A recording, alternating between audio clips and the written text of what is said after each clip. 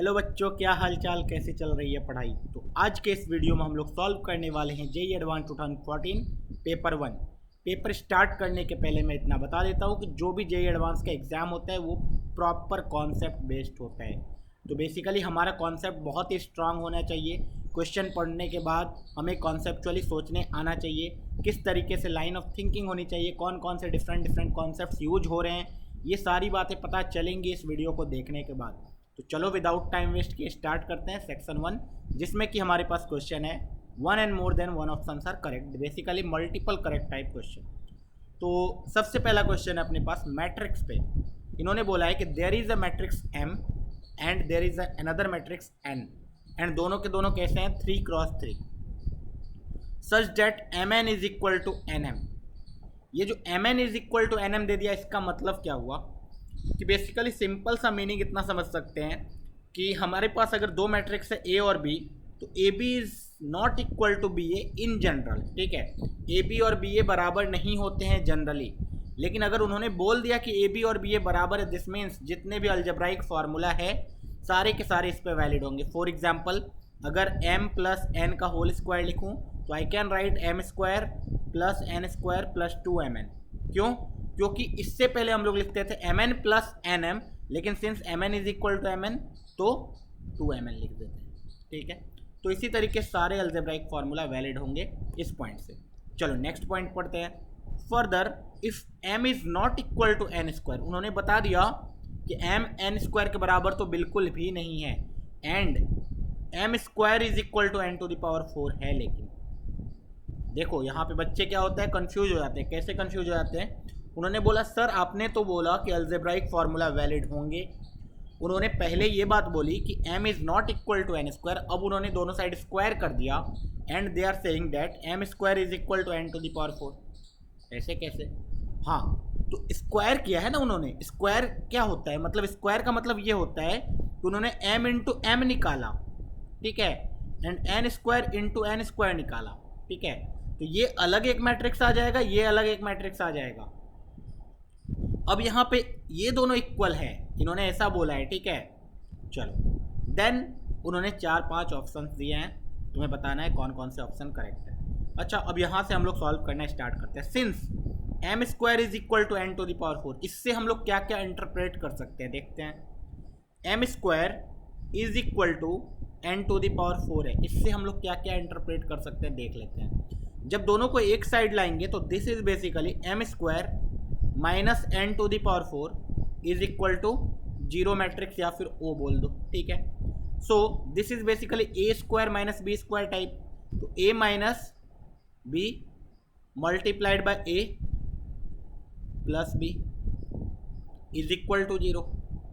यही पॉसिबिलिटी है, a into B is equal to 0। अब देखो मेरे पास अगर दो मैट्रिक्स का प्रोडक्ट 0 होता है, दिस मीन्स व्हाट? अब ये वाला भी कंडीशन याद होना चाहिए तुम्हें, क्योंकि अगर दो मैट्रिक्स का प्रोडक्ट 0 है तो उससे तुम क्या क्या कंक्लूड कर सकते हो। तो इससे बहुत सारी बातें कंक्लूड होगी, अभी बताता हूँ मैं, देखना। और ये चीज़ याद रख लेना, अगर दो मैट्रिक्स का प्रोडक्ट 0 है, दिस मीन्स केस 1 ऐसा हो सकता है m माइनस एन स्क्वायर 0 हो and m plus n square 0 ना हो सकता है, दिस इज पॉसिबल, है ना। ये वाला 0 हो जाए, ये वाला नॉन 0 हो जाए, तो प्रोडक्ट अपने आप 0 हो जाएगा। एंड वाइसे वर्सा का मतलब केस 2 ऐसा भी हो सकता है m माइनस एन स्क्वायर 0 ना हो and m plus n square 0 हो जाए।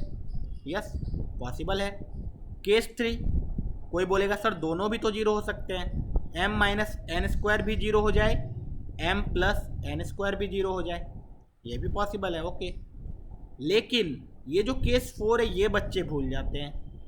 ये है कि अगर ऐसा भी तो हो सकता है कि दोनों के दोनों 0 नहीं है, दोनों के दोनों 0 नहीं है, बट दोनों का डिटर्मिनेंट 0 है, that is m minus n square का determinant 0 and m plus n square का डिटर्मिनेंट 0। ठीक है, तो ये सारे पॉसिबिलिटी हैं हमारे पास। अभी देखते हैं, उन्होंने एक कंडीशन दी हुई है कि m is not equal to n square. जैसे ही m is not equal to n square लिया, हमारे पास दो कंडीशन हट गई। कौन कौन सी? यहाँ पे हमें क्या मिल रहा है, m is equal to n square, so ये वाला condition is not valid for our condition या फिर सिचुएशन।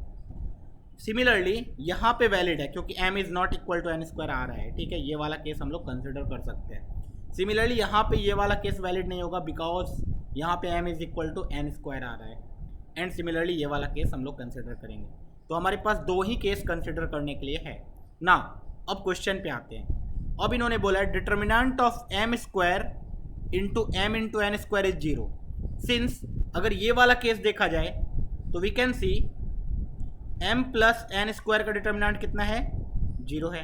ओके, अब इन्होंने जो ये बिल बोला है ये क्या है देखते हैं। Determinant of m square plus m n का स्क्वायर, ठीक है, इसका डिटर्मिनेंट जब कैलकुलेट करेंगे we can see this is m into m plus n square का determinant which is equal to determinant of m into determinant of m plus n square. And since we know that ये possible है so we can see that this is equal to zero. ये वाला एकदम सही हो गया। Next option, there is a 3x3 non zero matrix U such that m square into m n square is equal to U। ठीक है, ये वाला डिटर्मिनेंट का ही यूज़ कर रहे हैं वो लोग, इसको मैं कुछ देर के लिए a मानता हूँ। तो इन्होंने क्या बोला है, a into U is equal to zero. ठीक है, a into U is equal to zero कुछ समझ में आ रहा है, देखो कैसे। मैंने क्या बोला कि हमारे पास दो डिटर्मिनेंट का प्रोडक्ट जीरो है, तो there is a non zero matrix U such that this is a zero matrix. Obviously possible है ना, दो डिटर्मिनेंट का प्रोडक्ट अगर जीरो है तो ऐसा हो सकता है ना ये वाला जीरो हो जाए, ए जीरो हो जाए, यू ना जीरो हो, या फिर ए नॉन जीरो हो, यू जीरो हो। तो ए नॉन जीरो पॉसिबल है, ऑप्शन बी भी सही हो गया। Okay, next C determinant of this is greater than one. ये तो अपने आप कैंसिल हो गया, क्यों? क्योंकि ए वाला हमने प्रूव कर दिया कि डिटर्मिनेंट तो जीरो है ना। For 3x3 matrix you this, फिर से वही वाला expression, A into U is equal to zero matrix, then U is the zero matrix. U is the zero matrix इन्होंने बोला, U can be zero matrix नहीं बोला है, ध्यान से सुनना, U is the zero matrix बोला है। लेकिन हमें तो पता है कि नॉन जीरो भी होगा अगर यू, तो ये कंडीशन सेटिस्फाई होगा, क्योंकि a इंटू यू अगर जीरो आ रहा है तो a can be zero, you non zero हो जाए फिर भी चलेगा ना।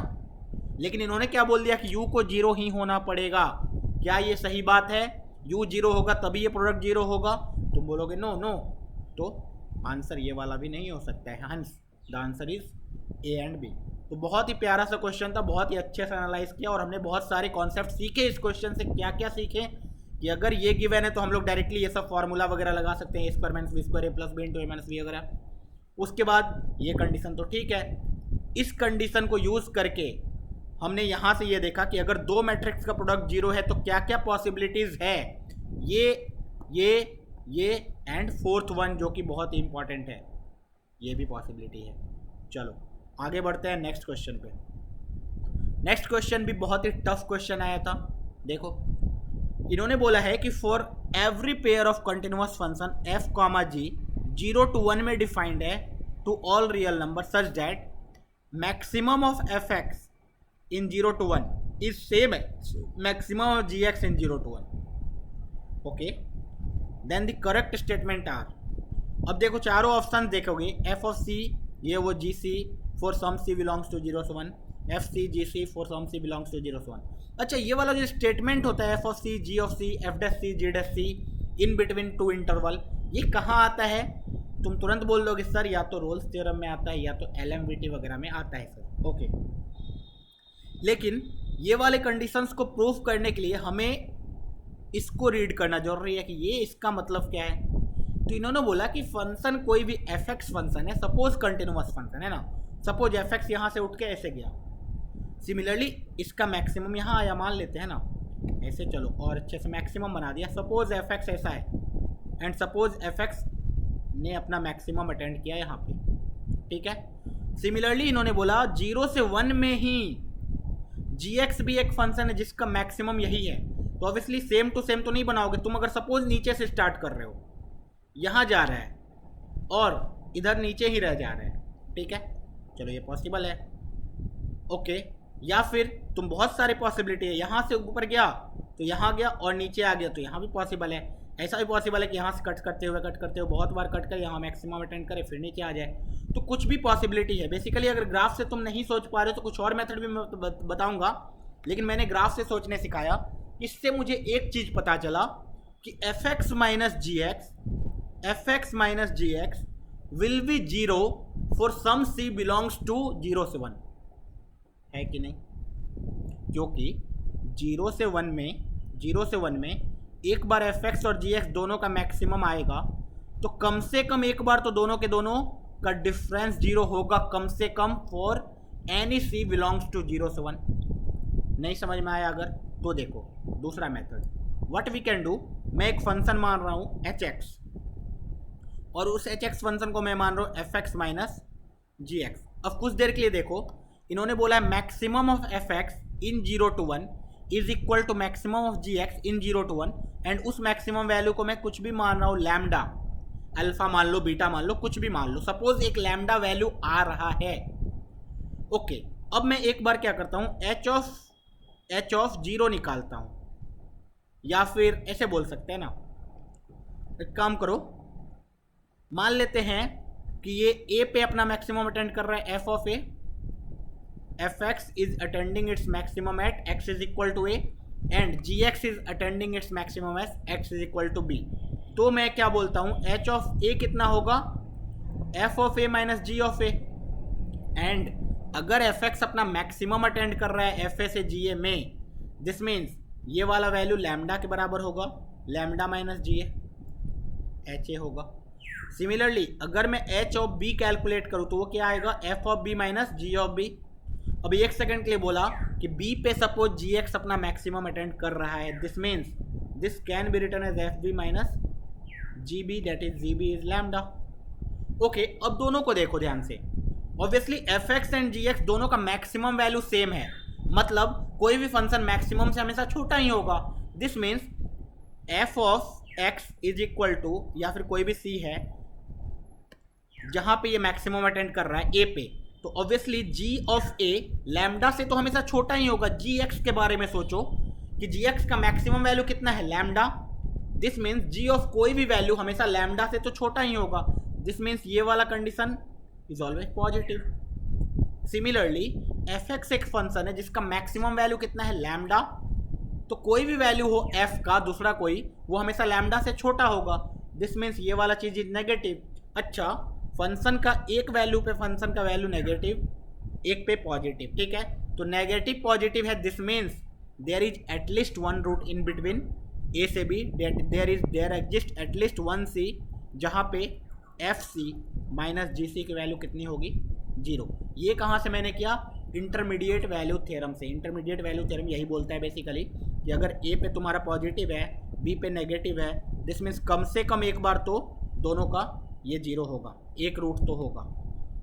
ओके, तो इस चीज़ से मैंने, इस स्टेटमेंट से मैंने बस एक कंडीशन डिराइव किया कि there exist at least one c belongs to 0 to 1 such that f of c minus g of c is equal to 0। चलो चारों ऑप्शंस को देखते हैं। ऑप्शन नंबर ए में बोला है इन्होंने एफ ऑफ सी का whole square plus 3 into f of c is equal to g of c का whole square plus 3 into g of c. तो तुम्हें दिख रहा होगा this can be factorise into f c minus g c, that is f of c का whole square minus g of c का whole square is equal to 3 times, या फिर plus 3 into f of c minus g of c, ठीक है, is equal to 0। तो यहाँ से we can see f of c minus g of c तो common आ जाएगा दोनों में, ब्रैकेट के अंदर क्या आ जाएगा, यहाँ से a square minus B square, a minus b common हो गया तो ए प्लस बी बचा, that is f c plus g c, and वहाँ से 3 आया is equal to 0। Now we can see since f of c minus g of c is 0 for at least one c, therefore ये product तो 0 होगा, this means ये वाला condition satisfied है। Similarly d वाला भी कंडीशन सेटिस्फाई हो जाएगा ना, f of c square minus g of c square, that is f square minus g square is equal to 0, that is f minus g into f plus g is equal to 0। तो D वाला भी condition satisfy हो गया, ए और D आ गया। लेकिन main जो लोचा था बी एंड सी ऑप्शन में था। ऑटोमेटिकली जब तुम देखोगे बी एंड सी ऑप्शन को, तो बस यहाँ पे एफ के जगह जी रख दो, यहाँ पे जी के जगह एफ रख दो, ऑब्वियसली दोनों सेम आ जाएंगे, ठीक है, एफ एंड जी को स्वैप कर दो। दिस मीन्स कि अगर मैं बी अगर मेरा सही हो गया तो सी ऑटोमेटिकली सही हो जाएगा, और बी गलत हो गया तो सी ऑटोमेटिकली गलत हो जाएगा। बी के बारे में देखते हैं, एफ स्क्वायर, मैं इसे लिखता हूँ f square plus f is equal to g square plus 3 GC। ठीक है, अगर तुम उसी मेथड से जाओ तो f square minus g square plus f minus g is equal to 2G। ठीक है, this means f minus g common है दोनों में, और ब्रैकेट के अंदर गया f plus g plus 1 is equal to 2G।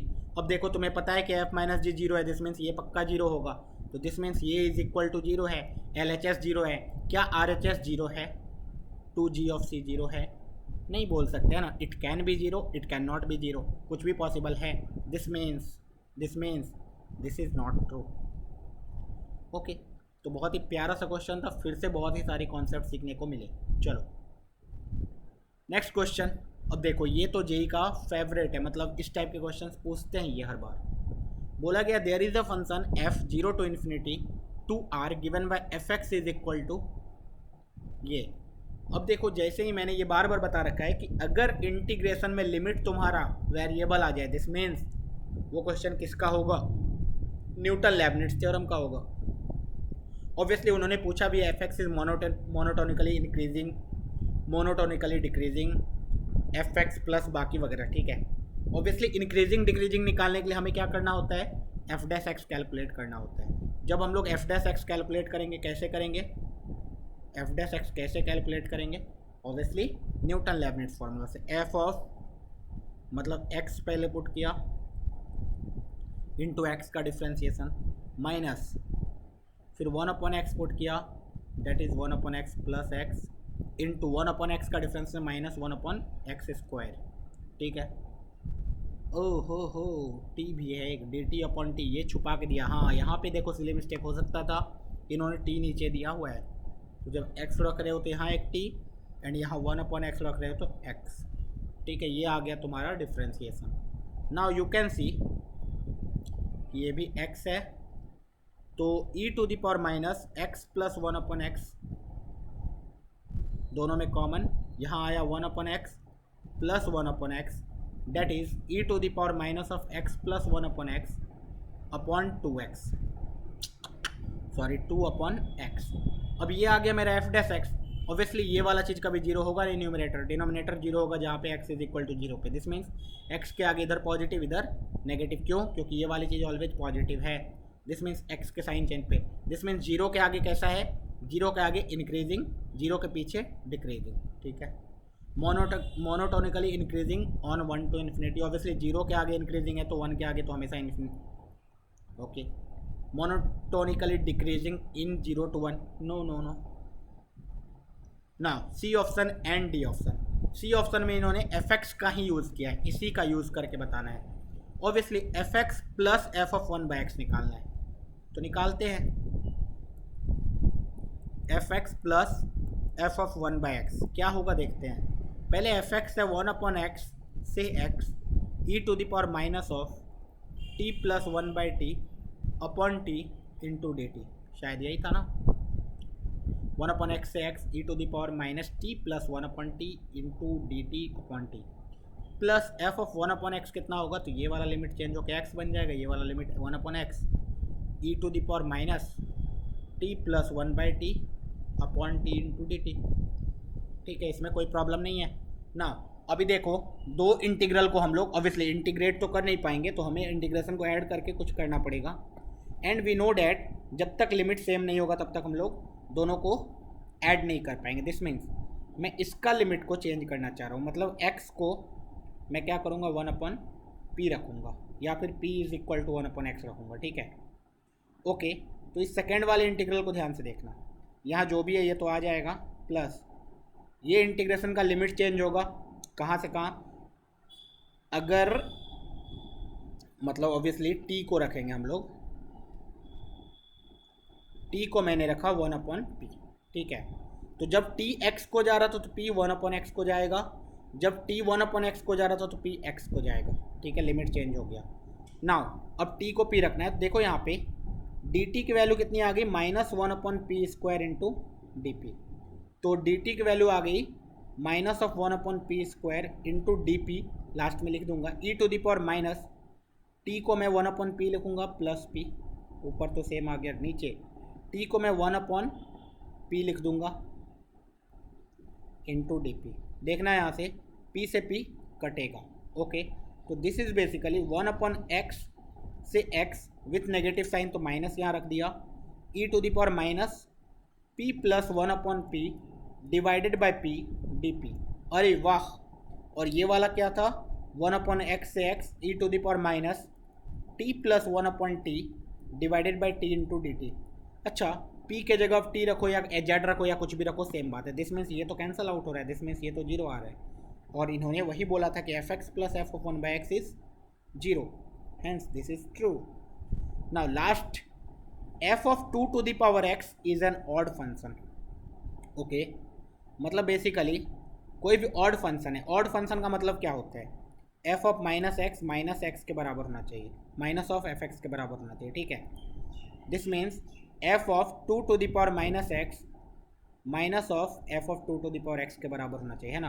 तो this is basically what, f of 2 to the power -x plus f of 2 to the power x 0 होना चाहिए, and we know that f of 2 to the power x plus f of 2 to the power -x is 1/2 to the power x is equal to 0 होना चाहिए।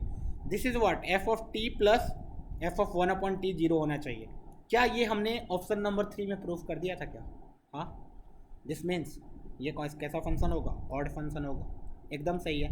बहुत ही प्यारा सा question है, बहुत ही classic सा क्वेश्चन है। इस टाइप का क्वेश्चन हर साल आता है, अगर तुम्हें ये चीज़ आता है तुम बहुत ही आसानी से 4 मार्क्स उठा सकते हो।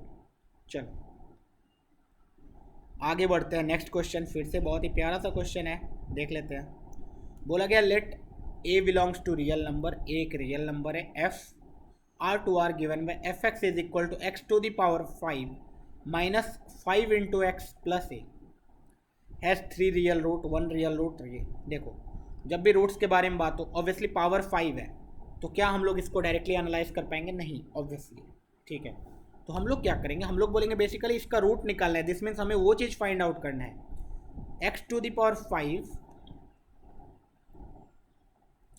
Minus 5x plus a, zero कहाँ पे हो रहा है बेसिकली, या फिर x to the power 5 minus 5x minus a कहाँ पे हो रहा है, ऐसा कौन कौन सा ए है एंड x पे क्या क्या कंडीशंस हैं, ये हमें फाइंड आउट करना है। ओके, दिस मीन्स अगर इसका ग्राफ बनाऊँ मैं और इसका ग्राफ बनाऊँ, ये दोनों जितनी बार एक दूसरे को कट करेंगे उतने रियल रूट्स होंगे, सिंपल सी बात है ना। ओके, तो इसका ग्राफ तो बनाना बहुत ही आसान है, इसका ग्राफ बनाना बहुत ही आसान है, स्ट्रेट लाइन। चलो इसका ग्राफ बना लेते हैं। Suppose this is a function hx which is x to the power 5 minus 5x, तो h डैश x की वैल्यू कितनी आ गई, 5 into x to the power 4 minus 5 which is equal to 5 into x to the power 4 minus 1 which is equal to 5 into x square plus 1 into x plus 1 into x minus 1। This means this will be equal to 0 at x is equal to -1 and +1। Okay, तो इसका graph एक बार बनाने की कोशिश करते हैं, rough sketch. एक है भाई -1, एक है +1। x इज इक्वल टू 0 पे क्या हाल है, x इज इक्वल टू 0 पे फंक्शन 0 है, ठीक है। इस फंक्शन को जब देखोगे तो ये x into x to the power 4 minus 5 है, ठीक है। This means x is equal to 0 पे 0 होगा या फिर 5 पे पावर 1/4 पे 0 होगा, ठीक है। अब x इज इक्वल टू इसके आगे पॉजिटिव नेगेटिव पॉजिटिव, तो इधर इंक्रीजिंग इधर डिक्रीजिंग फिर इधर इंक्रीजिंग, ऐसा कुछ आएगा। x इज इक्वल टू 0 पे 0 है, 1 पे देखो कितना आ रहा है, h ऑफ 1 कितना आ रहा है देख लेते हैं। h of 1 is 1 minus 5 that is -4। अच्छा, h ऑफ -1 कितना आ रहा है देख लेते हैं। h of -1 is -1 minus minus +5 that is +4। Okay, तो 1 पे वैल्यू 4 और इधर -1 पे -4, नहीं 1 पे -4, 1 पे -4 -1 पे +4, एंड ऑब्वियसली इधर इन्फिनिटी को जाएगा वो, इधर वो 0 से कट करके इधर से आ रहा है डिक्रीजिंग, और फिर इधर डिक्रीज होगा -इन्फिनिटी पे, ऑब्वियसली -इन्फिनिटी जाएगा। ये ग्राफ होगा उस फंक्शन का। नाउ वी कैन सी कि x is equal to -a का ग्राफ बनाते हैं, x is equal to y is equal to -a का ग्राफ। चलो अब देखते हैं। बोला गया है अगर a 4 से बड़ा है a 4 से बड़ा है तो y इज इक्वल टू -4 से छोटा है, मतलब इधर है कहीं।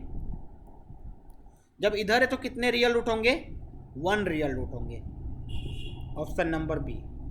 जब a -4 से छोटा है, जब a -4 से छोटा है तो a अगर +4 तो बेसिकली 4 से छोटा है, ठीक है, तो उस टाइम पे 3 रियल रूट होंगे।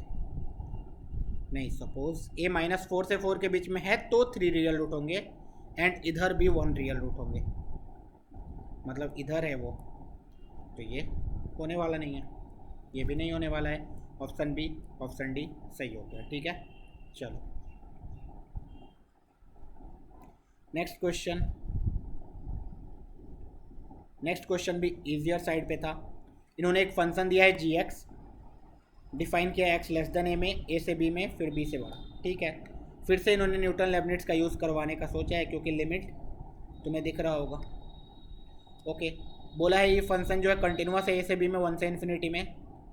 Late g R to R be defined as gx is continuous but not, obviously continuity and differentiability की बात हो रही है, तो कंटिन्यूटी चेक कर लेते हैं। At x is equal to a, x is equal to a पे चेक करोगे तो g ऑफ a माइनस कितना आएगा? देखो a से छोटे पे value 0, g of exactly a कितना आएगा? a to a f t d t which is again 0। अच्छा, g ऑफ a प्लस भी इतना ही होगा। दिस मीन्स a पे फंक्शन कैसा है? कंटिन्यूअस है। सिमिलरली b पे चेक कर लो, at x is equal to b you will see g of b minus कितना आ रहा है? b माइनस में a to b f x d t, f t d t, ठीक है। g ऑफ b प्लस कितना आ रहा है? a to b f t d t, ये this means and g of b यही आ रहा है।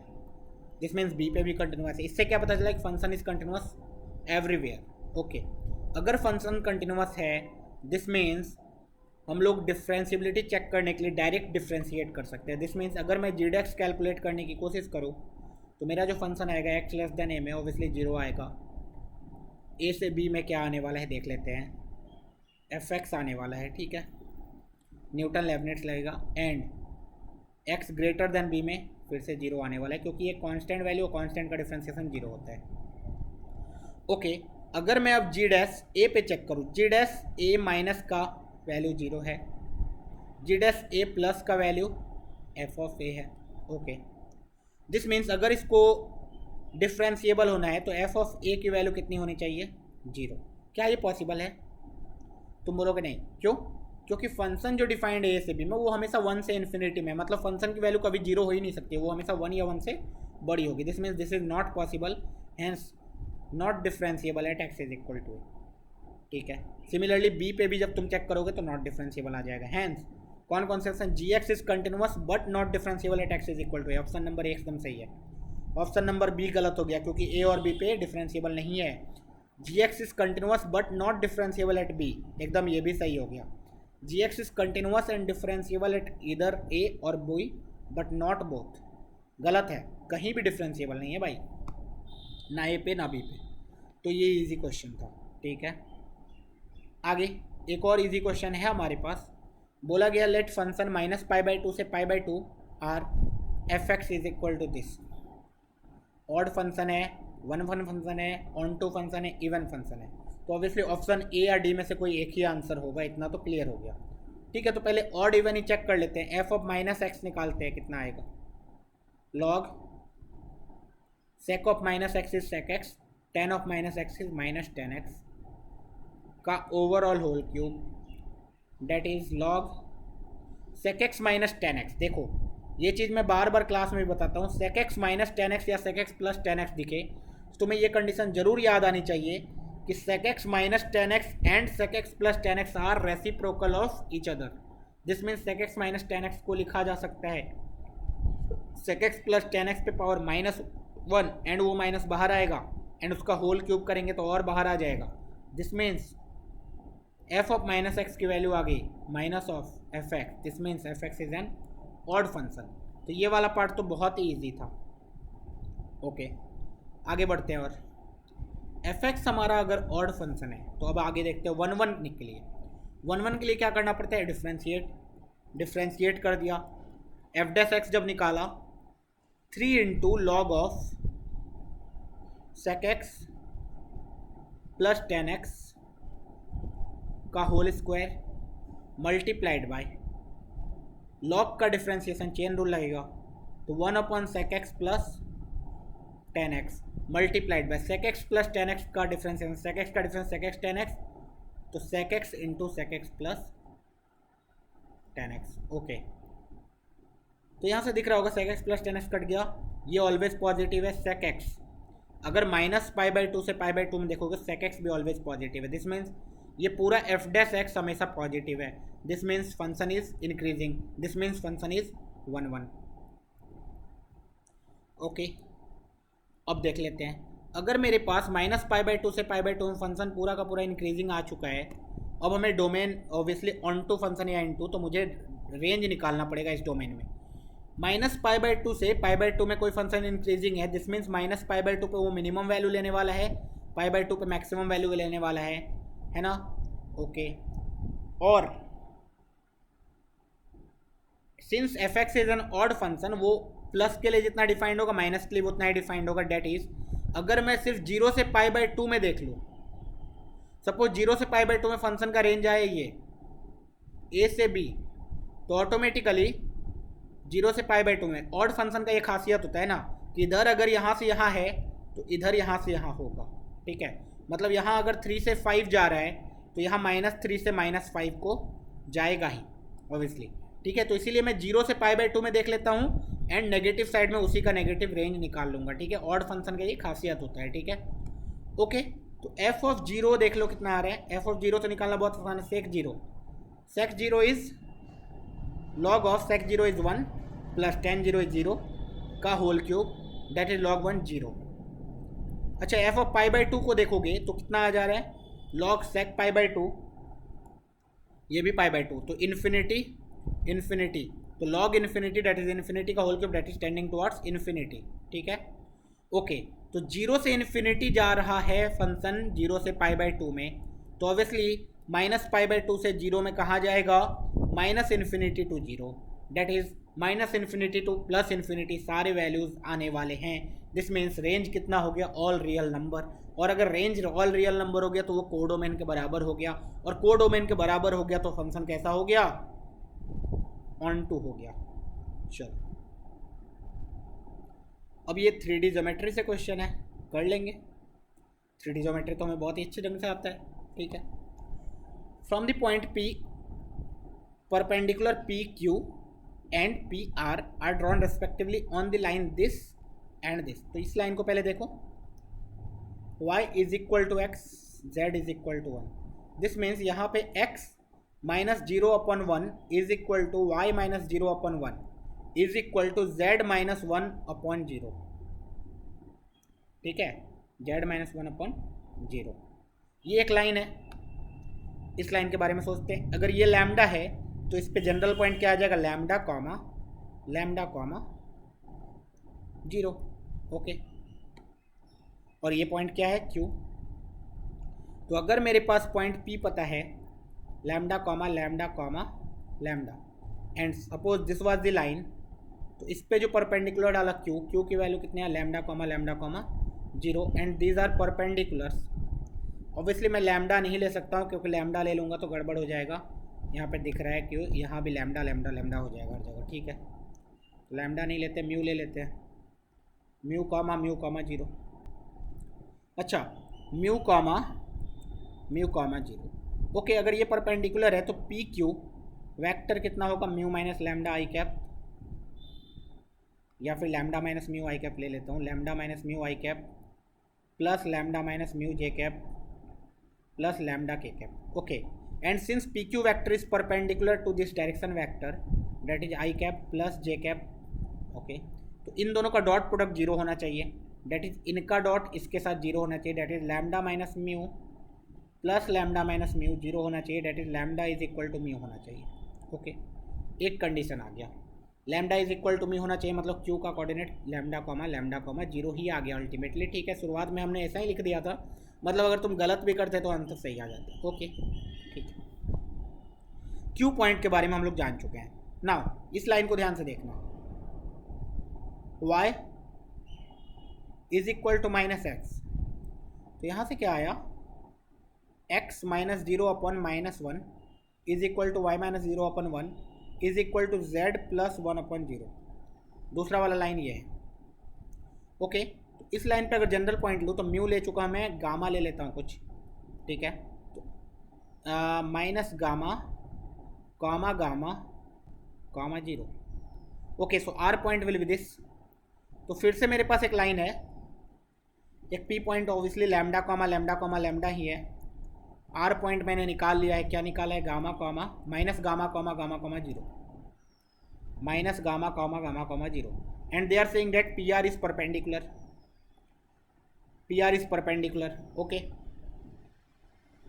तो पी आर अगर परपेंडिकुलर है, इसका डायरेक्शन वेक्टर क्या होगा वो भी देख लेते हैं। Minus one one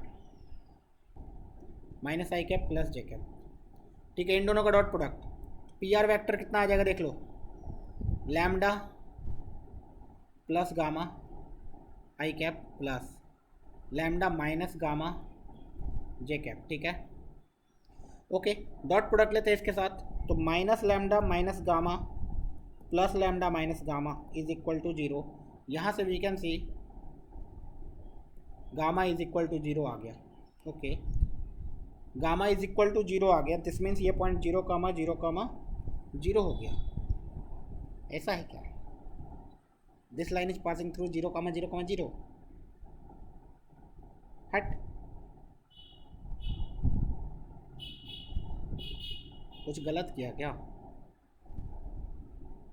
x minus zero upon minus one, y minus zero upon one and z plus one upon zero is gamma, तो minus gamma comma zero minus one ना यार, और यहाँ ऊपर वाले में मिस्टेक है फिर तो, जीरो प्लस वन, हो देखो सिले मिस्टेक। तो पी क्यू वैक्टर जो निकलेगा वो क्या निकलेगा भाई यार, पी क्यू वैक्टर जो निकलेगा वो क्या निकलेगा देख लेते हैं। ये म्यू था, ये वन था। ओके, ये वन है भाई, तो पी क्यू वैक्टर क्या आएगा, lambda minus mu into i cap plus lambda minus mu into j cap plus lambda minus one is equal to zero होना चाहिए। That is two lambda minus two mu plus lambda minus one is equal to zero होना चाहिए। That is three lambda is equal to two mu plus one आएगा। And इधर से कितना आ रहा है देख लेते हैं, gamma minus gamma minus one है भाई। ओके, तो फिर से वेक्टर चेंज होगा और कुछ नहीं होगा। तो यहाँ पे तुम्हारे पास आएगा gamma plus lambda into i cap that is minus के साथ plus lambda minus gamma into plus one के साथ plus lambda plus one into zero के साथ। यहाँ मैंने फिर से गलती की ना, डॉट प्रोडक्ट जीरो, यहाँ से lambda is equal to mu ही आएगा, ये तो नहीं रहेगा। ओके, तो this point will be lambda comma one. Okay, lambda comma one. Next point into zero is equal to zero, यहाँ से minus lambda plus minus gamma plus lambda minus gamma is equal to zero. Lambda cut गया, that is gamma is equal to zero. That is ये point आ गया zero comma minus one. Okay, तो मेरे पास देखो पी पॉइंट पता है lambda comma lambda, Q point पता है lambda comma one, R point पता है जीरो कामा माइनस वन। अब इन्होंने क्या बोला है देखते हैं। अब इन्होंने बोला है if P such that angle Q P R is a right angle triangle, angle such that, कौन सा एंगल, क्यू पी आर एक राइट एंगल ट्राइंगल है, right angle at P. Then देख लो P Q vector dot P R vector की value zero होनी चाहिए। Okay, P Q vector lambda minus lambda 0 i cap, lambda minus 0 j cap and lambda minus 1 k cap का dot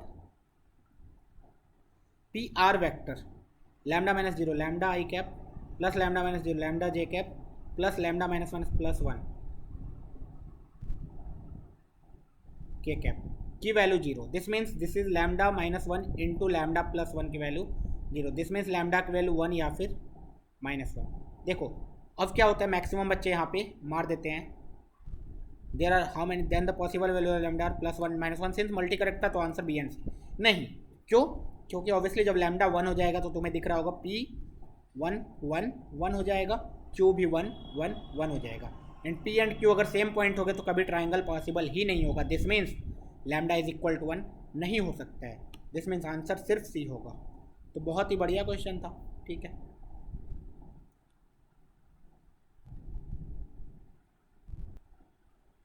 अब ये vector से फिर से देखो, तो वेक्टर्स एंड 3D से बहुत सारे क्वेश्चंस आते हैं ना, तो अगर तुमने वेक्टर्स एंड 3D चैप्टर अच्छा कर लिया तो बहुत सारे क्वेश्चन तुम्हारे बन जाएंगे, ठीक है। Let x vector y vector and z vector with 3 vectors such that each of the magnitude root 2 that is mod x root 2 is equal to mod y is equal to mod z, ठीक है। And the angle between each pair, angle between x vector x and y के बीच में angle हो जाएगा π/3 same as y and z के बीच में, same and z and x के बीच में, ठीक है। If a is a non zero vector perpendicular to x and this, obviously a vector हम लोग बहुत ही आसानी से निकाल सकते हैं। एक ऐसा वैक्टर जो कि दोनों परपेंडिकुलर है, x cross y cross z, मतलब अगर a क्रॉस b लेते हैं तो एक ऐसा वैक्टर आता है c which is perpendicular to both a and b। तो ये तो कोई भी लिख लेगा, ठीक है। और नहीं भी लिख पाएगा तो ऑप्शन से, नहीं ऑप्शन से भी डायरेक्टली नहीं दिख रहा है, ठीक है। y minus Z, sorry y cross z vector A vector. अच्छा लैम्डा क्यों लिया? क्योंकि 1 2 3 4 सारे के सारे ऐसे लैम्डा की वैल्यू अलग अलग के लिए भी हमेशा ये ट्रू होगा ना, ठीक है। b is a non zero vector perpendicular to y vector and z cross x vector, ठीक है। बहुत ही सिंपल।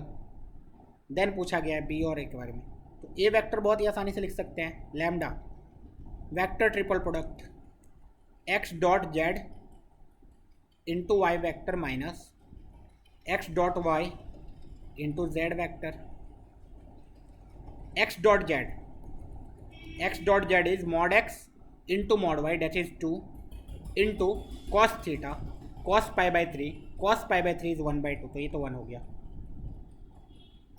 यहाँ से ये पता चला एक x डॉट जेड निकालो या y डॉट जेड निकालो या x डॉट वाई निकालो, सबके सब 1 होंगे। माइनस ये भी mod x into mod y into cos theta, ये भी 1 हो जाएगा, डेट इज जेड। ओके, तो ए वेक्टर मेरे पास आ गया lambda times y minus z. Similarly b vector को देख लेते हैं, mu times y dot x into z minus y dot z into x. Similarly b vector भी क्या आ गया, mu times z minus x. देखो यहाँ तक निकालिए तो बहुत बच्चे तुक्का ही मार लेंगे कि ये होगा, ठीक है, क्योंकि a y minus z given है into some constant, obviously some constant. तो कॉन्स्टेंट निकालने के लिए क्या करना पड़ेगा, यहाँ पे उन्होंने हिंट दे दिया ए डॉट वाई निकाल लो, ए डॉट वाई निकाल लेते हैं। ए डॉट वाई निकालोगे तो lambda times y dot y mod y का whole square minus z dot y, ठीक है। देख लो लैम्डा टाइम्स मॉड वाई का whole square 2 minus z dot y 1, तो दिस इज लैम्डा। तो लैम्डा की वैल्यू ही कितनी आ गई, a dot y. This means option number b वाला ट्रू। सिमिलरली बी वेक्टर में बी डॉट जेड निकाल लो, बी डॉट जेड निकालोगे तुम्हें दिख जाएगा म्यू की वैल्यू यही आ जाएगी, ठीक है। तो ये भी यही आ गया, तो ऑप्शन ए एंड बी सही हो गया एंड डी वाला ऑप्शन आप गलत हो गया। ओके, सी वाले को देखो, ए डॉट बी निकालना है। जब ए आ चुका है बी आ चुका है तो ए डॉट बी निकालते तो क्या आता है, lambda into mu y minus z dot z minus x, है ना। तो देखते हैं ये कितना आता है, mu into lambda y dot z 1 minus y dot x 1 minus mod z का whole square 2 minus 1 plus z dot x 1। देख लो कितना आ रहा है, एक 1 माइनस 1 कटा, this is minus of mu lambda. A dot b is minus of mu lambda and mu और lambda की वैल्यू पता है, तो सी ऑप्शन भी सही हो गया। चलो question number 41, 49. A circle S passes through the point 0, 1 and is orthogonal to circle this and this. अच्छा, एक सर्कल जो दो सर्कल के ऑर्थोगोनल है उसका सेंटर हमेशा कहाँ लाई करेगा?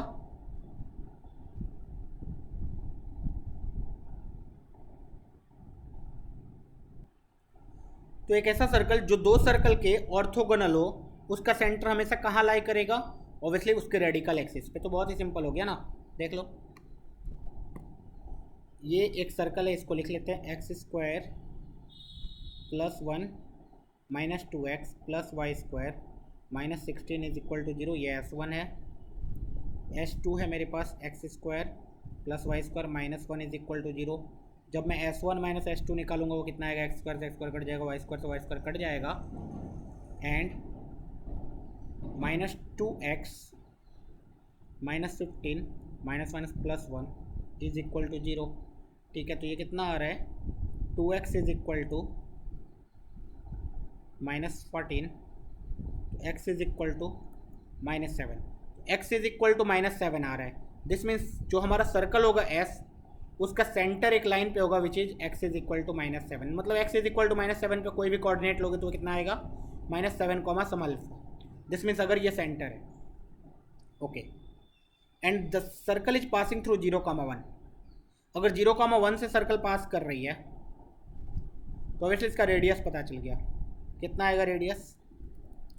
रूट के अंडर माइनस 7 माइनस 0 का whole square plus alpha minus 1 का होल स्क्वायर। एंड ऑल्सो हमें ये पता होता है कि अगर ये सर्कल है तो सर्कल के सेंटर से जो डिस्टेंस होता है या फिर टेंजेंट का लेंथ होता है वो भी उसका रेडियस के बराबर ही होता है। ओके, तो this is same as root S1। Root S1 अब किस में डालना है? किसी एक में डाल दो, इसी में डाल देता हूँ, ये आसान है। माइनस 7 का होल स्क्वायर माइनस 7 का whole square is 49 and plus y square that is alpha square minus 1। Okay, इसको देख लेते हैं। दिस इज दोनों साइड स्क्वायर कर दिया तो 49 plus alpha square plus 1 minus 2 alpha is equal to 49 plus alpha square minus 1। Okay, 49 से 41 cut गया, अल्फा स्क्वायर से अल्फा स्क्वायर कट गया, 2 अल्फा की वैल्यू 2 आ गई, अल्फा की वैल्यू कितनी आ गई? 1। अच्छा, अल्फा की वैल्यू 1 आ गई, दिस मीन्स सेंटर कितना हो गया? माइनस 7, 1। तो सी ऑप्शन सही हो गया। सेंटर आ गया तो रेडियस आ गया। रेडियस कितना आ जाएगा? Root under 49 plus alpha 1 minus 1 तो 7, रेडियस इज 7। इजी क्वेश्चन था। जिसको ये रेडिकल एक्सिस वाला कॉन्सेप्ट नहीं पता है वो कैसे कर सकता है? तो वो बोलेगा सपोज अपना सर्कल का जो इक्वेशन है वो है x square plus y square plus 2gx plus 2fy plus c is equal to 0। This is the equation of the circle. अब इसने बोला कि x square plus y square minus 1 is equal to 0 and x square plus y square जो भी था x square plus y square minus 2x minus 15 is equal to 0। दोनों से orthogonal है। दिस मीन्स इस पे एक कंडीशन लेगा ऑर्थोगोनलिटी का, 2g1 g2 plus 2f1 f2 is equal to c1 plus c2। यहाँ से 2g1 g2 plus 2f1 f2 plus c1 is equal to c1 plus c2। दोनों f और c में g f c में एक equation यहाँ से आता, एक इक्वेशन यहाँ से आता, दोनों सॉल्व हो जाता। एंड एक इक्वेशन कहाँ से आता? The equation is passing through 0, 1। तो f g c 3 अननोन है। एक इक्वेशन यहाँ से आया, इन दोनों को सर्कल को इन दोनों सर्कल से एक इक्वेशन यहाँ से आया एंड तीसरा इक्वेशन पॉइंट से आया। 3 इक्वेशन 3 अननोन, तीनों अननोन सॉल्व हो जाएंगे। हमारे पास हूबहू सर्कल का इक्वेशन आ जाएगा। सर्कल का इक्वेशन आ गया तो सेंटर एंड रेडियस सब कुछ आ जाएगा। ठीक है, now the last question is let M is 2x2 matrix, symmetric matrix. अच्छा, सिमेट्रिक मैट्रिक्स है 2x2 with integer entries. Okay, symmetric matrix ऐसा होगा A B C C, यही होगा ना? देखो तो क्योंकि सिमेट्रिक का मतलब क्या होता है? M transpose is equal to M। ठीक है, तो जब इसका ट्रांसपोज निकालोगे तो रो को कॉलम, हाँ यही आ रहा है। दिस मीन सिमेट्रिक मैट्रिक्स हम लोग कुछ ऐसा एज्यूम कर सकते हैं। This is symmetric matrix M। अब बोला कि M इज इन्वर्टिबल इफ। अच्छा, M इन्वर्टिबल कब होगा? जब इसका डिटर्मिनेंट नॉन जीरो होगा, इन्वर्टिबल हो जाएगा। अब ऑप्शन पढ़ दे। The first column of M, first column of M कितना है? AC। Is the transpose of the second row of M, second row c b का transpose, this means a is equal to c is equal to B, a b c तीनों बराबर है तो determinant M कितना आएगा, देखो a b minus c square, and a b c सब बराबर है तो ये तो जीरो आ जाएगा, this means determinant M zero आ जाएगा, this means option number a हो ही नहीं सकता है, क्योंकि डिटर्मिनेंट एम जीरो आ गया तो फंक्शन इन्वर्टेबल हो ही नहीं सकता, फंक्शन बोल रहा हूँ matrix. Second row is the transpose of the first column, second row is the transpose of the first column, फिर से वही a b equal to b equal to c, इसमें भी डिटर्मिनेंट एम जीरो हो जाएगा, मतलब इन्वर्टेबल नहीं होगा, ये भी आंसर गलत। M is a diagonal matrix with non zero entries in the main diagonal, ठीक है, मेन डायगोनल नॉन जीरो, बाकी दोनों में जीरो कर दिया मैंने, तो डिटर्मिनेंट एम कितना आ जाएगा, D1 D2, and we don't know D1 D2 zero है या नहीं, दिस मीन्स ये पॉसिबल है, इन्वर्टेबल है, नॉन जीरो है, D1 and D2 are non zero, दो नॉन जीरो का नंबर प्रोडक्ट नॉन जीरो ही आएगा। Okay, the product of the entries in the main diagonal of M is not the square of an integer, उससे क्या फर्क पड़ता है, product of the entries in the diagonal is not the square of an integer, okay, किसी भी integer का square नहीं है तो ए बी कभी सी स्क्वायर के बराबर हो ही नहीं पाएगा, दिस मीन्स इस टाइम पे डिटर्मिनेंट एम जीरो नहीं हो पाएगा, दिस मीन्स ये वाला आंसर भी सही हो जाएगा। तो ये तो बहुत ही ईजी लेवल का क्वेश्चन था, यहाँ पे हमने सेक्शन 1 कंप्लीट कर लिया, हमने देखा क्वेश्चन नंबर 50 बहुत ही आसान था, ये सर्कल वाला भी क्वेश्चन ईजी आया था, वेक्टर वाला भी क्वेश्चन ईजी, एंड ये वाला भी क्वेश्चन ईजी, मतलब नीचे से जो 4 क्वेश्चन थे वो बहुत ही आसान आए थे, ठीक है, ऊपर ये क्वेश्चन अच्छे लेवल का था, यहाँ पे ऑन टू में बच्चे फंसते, ये वाला फंक्शन बहुत अच्छा था, डिफरेंशिएबिलिटी में बच्चे फंसते, ठीक है, ये वाला भी क्वेश्चन अच्छा था, अगर जिन्हें ये कॉन्सेप्ट नहीं पता है कि something is equal to something का कितना रूट निकालते हैं, कैसे निकालते हैं, ये क्वेश्चन ऑब्वियसली बहुत ही बढ़िया था, ये क्वेश्चन भी टॉप लेवल का था, and this question was also good, ये तो सबसे टफ क्वेश्चन था पेपर का। तो ऑब्वियसली सेक्शन 1 हमारा कंप्लीट हो गया, हमने बहुत सारे कॉन्सेप्ट सीखे और भी सीखते रहेंगे आगे वीडियोज़ में। चलो तब तक के लिए ऑल द बेस्ट।